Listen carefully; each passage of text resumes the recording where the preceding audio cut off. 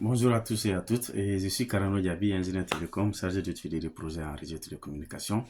Et donc, je prends la parole encore ce soir-là, concernant toujours le réseau de fibre optique en Guinée, la qualité de l'Internet, principalement en République de Guinée. Et la vidéo d'aujourd'hui va être consacrée à la construction de ces réseaux métropolitains, comment il faut le faire, comment éviter les pièges en période d'exploitation ou de maintenance. Donc d'abord, ce qu'il faut savoir que nous avons trois types d'infrastructures pour la construction des réseaux métropolitains de fibre optique. Soit l'infrastructure est là en souterrain, c'est-à-dire le génie civil, il y a eu des tranchées qui ont été faites, où on a posé des fourreaux, et de telle sorte qu'il y a des chambres, et non seulement il y a des fourreaux, mais aussi il y a des chambres où peuvent être posés des boîtiers. Et également, nous avons des infrastructures en aérien, il s'agit des poteaux, soit des poteaux télécom ou des poteaux d'électricité. Et en troisième position, nous avons des infrastructures par façade. C'est lorsque le câble passe sur les murs, sur les façades des bâtiments. Et ben, pour ça, il faut forcément faire des conventions. Normalement, il faut faire des conventions avec les propriétaires pour éviter que dans le temps, un propriétaire des bâtiments ne puisse pas endommager le réseau. Et ça permet de garantir l'intégrité du réseau et sa sécurité. Donc, ces trois types d'infrastructures, c'est l'ensemble de ces trois qui composent réellement une infrastructure métropolitaine de réseau de fibre optique. Alors, pour sa construction, comme je l'avais dit, et le mieux, c'est d'avoir une seule entreprise qui va gérer le réseau national, en fait, métropolitain.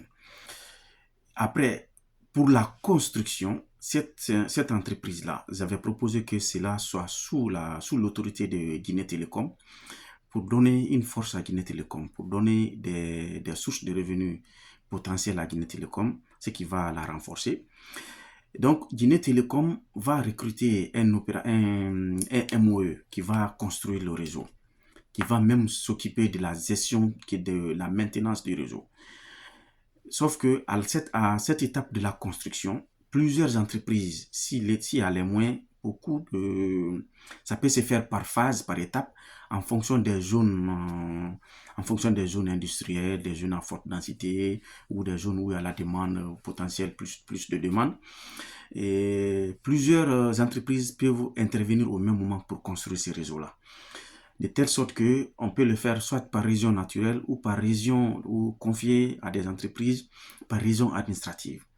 Dans ces cas, une entreprise qui fait la région de Farana par exemple, cette entreprise-là, elle va faire Kisidougou, elle va faire Dinguiraï.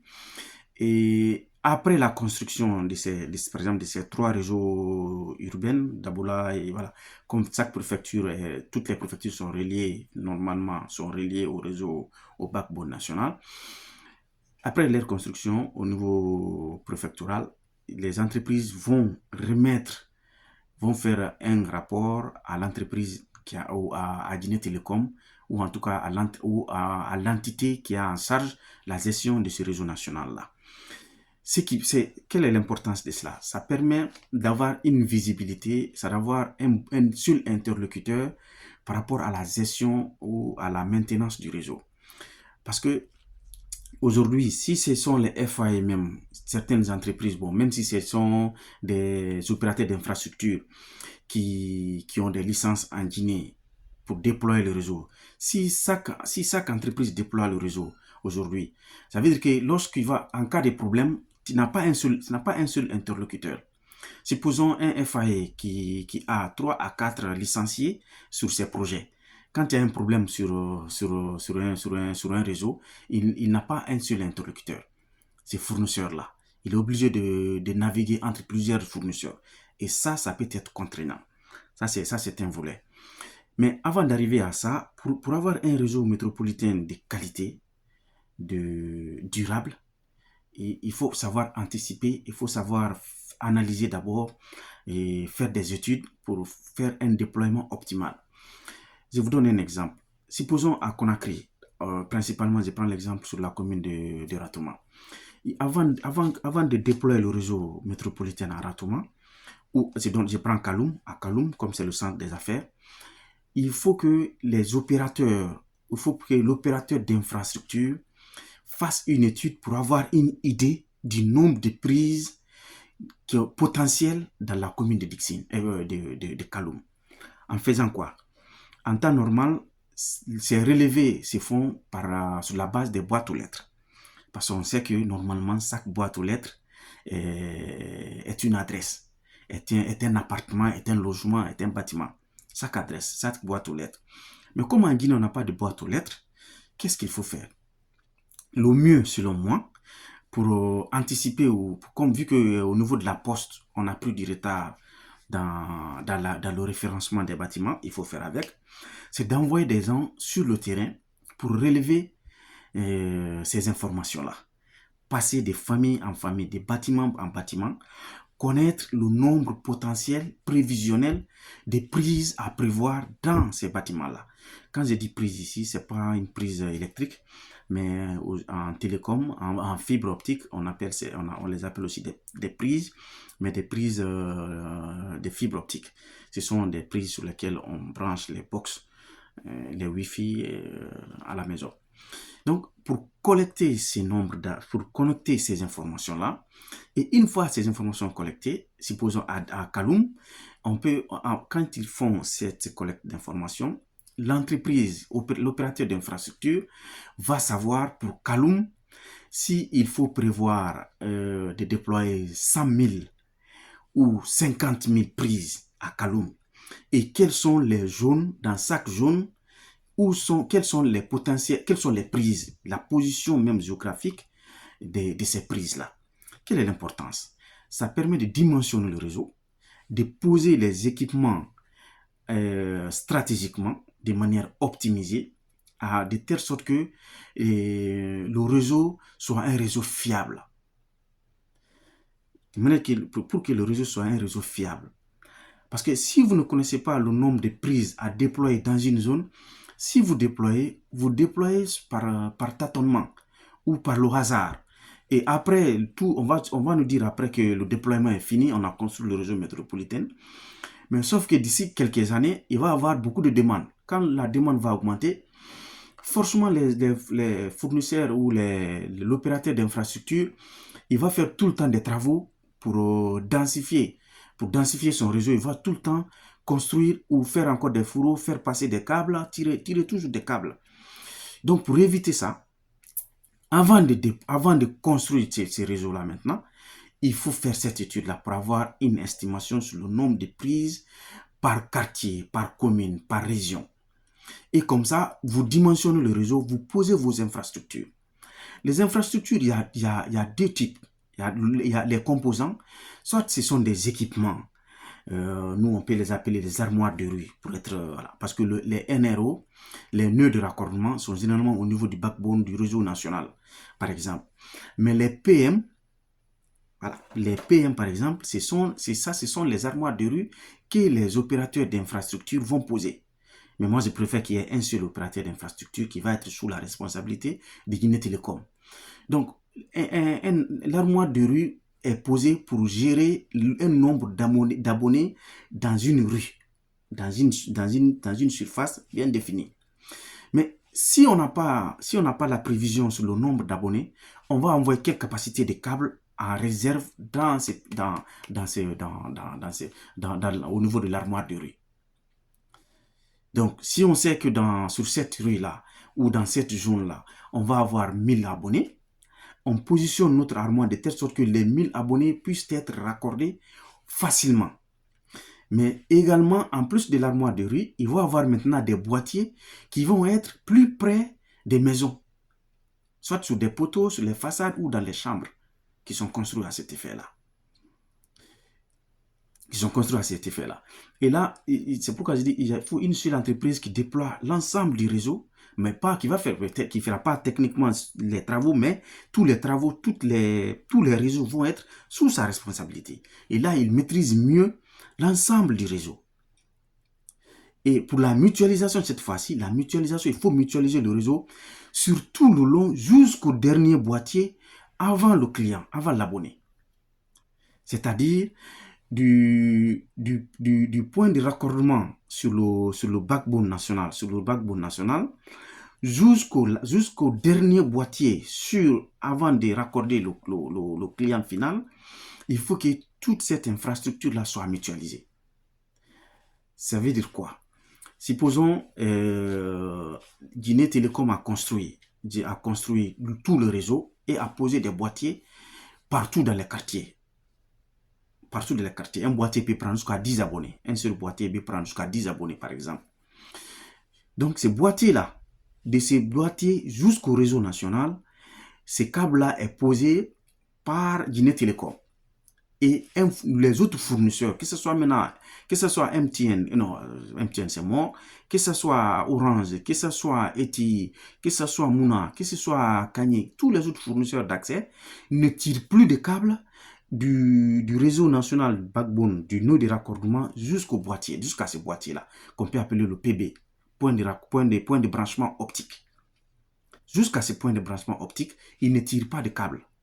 Si un client s'identifie pour être client à ses yeux, pour souscrire ses yeux, ils identifient juste le client, il est dans quel quartier, il est dans quel bâtiment. Et là, directement, ils identifient la fibre qui est prévue pour ces clients-là. Parce que c'est ça le truc de la fibre. La fibre, quand tu dois le déployer, chaque fibre est destinée à un abonné, à un appartement ou en tout cas à une famille, par exemple. Donc, chaque fibre. C'est pourquoi il était important que le référencement, les boîtes aux lettres soient vraiment accélérées en Guinée parce que ça facilite le déploiement de la fibre. Mais sans les boîtes aux lettres, il faut faire avec. Mais en faisant avec, il faut toujours travailler avec le département le service postal, les communes, les mairies, les chefs de quartier, pour que lorsqu'on va référencer un bâtiment, même si c'est la fibre pour le moment, les numéros qui vont être attribués au bâtiment, pour le moment, actuellement, il faut que ces numéros soient conservés lorsque le référencement national va commencer, le référencement des bâtiments, pour avoir les adresses postales. Donc voilà un peu pourquoi il est important de mutualiser. La mutualisation, pour moi, ce que je propose et ce qui est bien, c'est de mutualiser depuis le nœud de raccordement jusqu'au dernier PB, jusqu'au point de branchement optique. Et lorsqu'un client veut se raccorder, peu importe l'opérateur qu'il va faire, le fournisseur qui va faire appel, le fournisseur, il viendra simplement se connecter sur ce boîtier qui est dans le quartier quelque part, soit dans une chambre, sur un poteau ou sur une façade, et tirer le câble, une seule fibre optique. Généralement, c'est des câbles blancs et qui va aller directement sur le client. Donc, c'est ça la mutualisation. Mais pour ça, il faut d'abord faire une étude préalable avant de déployer l'infrastructure. Sinon, nous allons être confrontés à des problèmes sérieux de ressources lorsque nous allons atteindre la phase d'exploitation ou en tout cas pendant la densification, on va avoir des problèmes de ressources. Et ça, il faut l'éviter. Je le disais tout de suite là, pour le déploiement de la fibre du réseau métropolitain, il peut y avoir plusieurs entreprises dans plusieurs régions ou préfectures. Mais sauf qu'après la construction, il faut que ces entreprises-là, il faut faire des audits, il faut auditer ces infrastructures-là avant de les prendre en charge. Quand Guinée Télécom recrute ou signe des contrats avec des entreprises pour le déploiement, quand ils finissent, il faut auditer le réseau avant de récupérer les infrastructures. Parce que si le déploiement n'est pas bien fait, la gestion du réseau, la maintenance du réseau, la densification du réseau ou même l'extension du réseau, ça va poser assez de problèmes. Il y a des plaques où des fois ils peuvent dire qu'ils ont déployé par exemple des PB alors que ce n'est pas déployé, où ils ont posé des équipements qui n'existent pas ou des câbles qui sont mal référencés, qui ne sont pas étiquetés, qui ne sont vraiment pas raccordés aux armoires de rue et les armoires de rue qui sont pas raccordées au nœud de raccordement. Donc, il y a un travail énorme à faire pendant cette phase de construction de ces réseaux-là et de déploiement du réseau métropolitain. La construction des infrastructures et le déploiement du réseau métropolitain, c'est la phase la plus importante. C'est la phase la plus importante. Madame la ministre disait il y a quelques jours dans son interview qu'en Guinée, en 2023, on avait 2000 prises, 2000 abonnés. 2000 abonnés pour la fibre. En 2024, on est passé à 8000. Vous imaginez un pays de plus de 15 millions d'habitants et qui n'a pas 10 000 prises.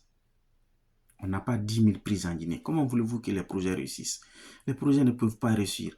Pour que les projets réussissent, il faut prioriser le déploiement la construction de ces réseaux métropolitains-là.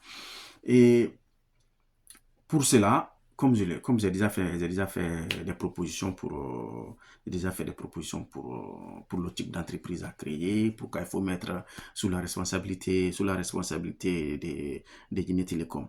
Parce qu'aujourd'hui, le backbone national, c'est vrai, est construit, mais il est sous-exploité. Le backbone est sous-exploité. Tant qu'on n'a pas des infrastructures au niveau des quartiers, au niveau des communes, qui viennent vers ces réseaux, ces backbones nationaux-là, le backbone national ne sera pas exploité à fond. Et tout le temps, on aura des problèmes au niveau du téléphone, du réseau mobile. Parce que le réseau mobile aujourd'hui, ça se passe comment? Ils sont confrontés à des problèmes. D'abord, ils ont eu des problèmes d'énergie. Et ça, il faut qu'ils changent. Il faut qu'ils passent à l'énergie renouvelable pour rendre autonomes les sites. Deuxièmement, il faut que ces sites-là soient reliés entre eux par la fibre optique.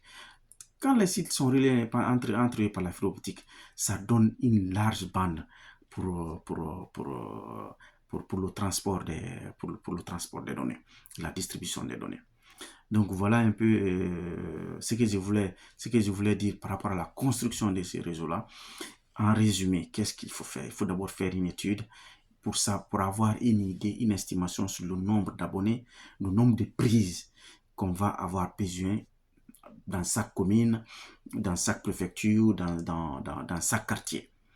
Et c'est après ça qu'on va on va dimensionner le réseau, on va poser nos équipements, on va tirer les câbles en fonction de cette étude-là, tout en gardant à l'esprit que les villes vont grandir, les villes vont être plus peuplées encore. Donc la demande va augmenter plus que ça. Et pour éviter que chaque fois on tire des câbles et on construit encore d'autres infrastructures, il faut faire une étude préalable, mutualiser les infrastructures, de telle sorte que quand l'infrastructure est construite, quand elle est construite, aucune autre entreprise ne viendra encore tirer des câbles pour polluer l'environnement sur de longues distances, encore pour faire passer passer leurs câbles. Il faut les mutualiser jusqu'au dernier point point de branchement optique. Après le point de branchement optique, c'est directement dans le PTO. Le PTO, le dernier point de branchement optique, c'est le PBO. La prise qui est dans votre maison, c'est le PTO. Bon, ça dépend des appellations aussi. C'est le point de terminaison optique. C'est la fin. C'est le dernier boîtier avant pour que vous puissiez brancher votre box. Donc voilà un peu ce qu'il y a lieu de faire actuellement en Guinée. Madame la ministre, vous avez fait cas, mais vous n'avez pas donné assez de détails. Comment c'est déployé, vous ne l'avez pas dit. C'est géré par qui, vous ne l'avez pas dit. Qu'est-ce que l'État fait dans ce sens-là, vous ne l'avez pas dit. Donc, je crois que ça mérite une attention particulière. Dans votre interview, vous avez été vraiment, je dirais, vous avez été vraiment sincère. En tout cas, selon moi, vous avez répondu comme vous pouvez aux questions, vous avez donné des informations, sauf que vous n'avez pas donné de détails sur la construction de ce réseau métropolitain-là, qui est l'étape la plus importante. Tous les projets du numérique, du digital en Guinée reposent sur ça. On aurait beau construire des hubs, des centres de formation, des centres, on aurait beau relier les ministères entre eux ou les institutions, les hôpitaux. Mais comment vont être transportées les données? Comment? C'est le réseau métropolitain de fibre optique. Donc, j'espère que cela va être construit. Et pas que construite, mais bien construite. Et bien construite, optimisée et mutualisée. et mutualiser. Voilà. Faites appel à tous ceux qui ont tous ceux qui ont les licences de construction. Il faut dire que tous les réseaux doivent être mutualisés. Et mettez la construction sous l'autorité de Guinée Télécom, ce qui permettra de renforcer de plus cette société et de donner une force à l'État par rapport par rapport au réseau de fibre optique. Donc, je vous remercie et bonne soirée, c'est vous.